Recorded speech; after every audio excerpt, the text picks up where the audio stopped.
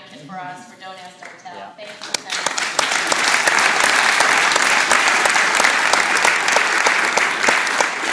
I have to say, I want to tell you how important his advocacy is, because when he came into my office and talked to me, we only had about 20 minutes, but the thing that he said that was so poignant to me was, you know, he's asked to lie every day. Every day of his time in the service, he's asked to lie every day.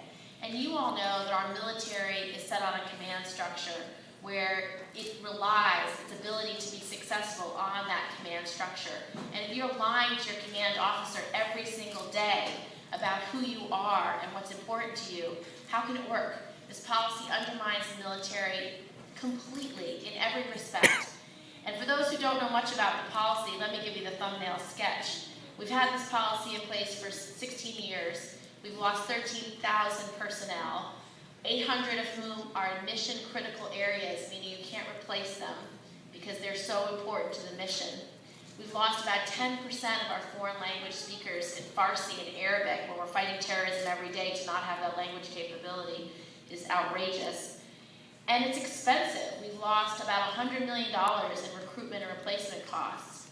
It's a policy that's immoral. It doesn't reflect who we are as Americans. It undermines the military readiness and strength of our armed services. And how can a man like Lieutenant Dan Choi, with his extraordinary capabilities, not be serving in the military because we've asked him to lie every day? It's an unjust policy that must be repealed. Thank you, Lieutenant.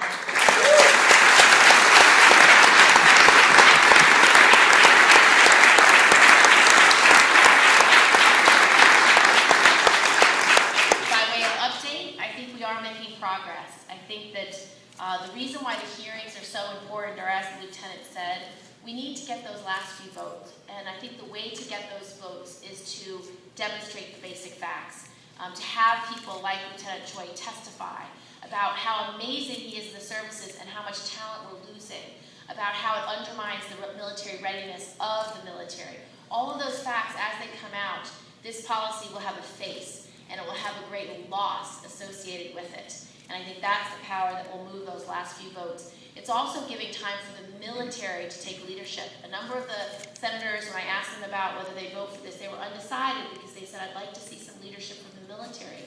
Well, what this time allows us to do is create that leadership. We just saw a significant article in Joint Forces Quarterly. It was very significant. Admiral Mullen approved it being published. And it said why the policy doesn't work. It went through all the facts, all the statistics, and it went through other countries that repealed this policy, and why, when they repealed it, it made the military stronger in those countries. Those facts, that advocacy coming out of the military is very important. Do not underestimate how important that is.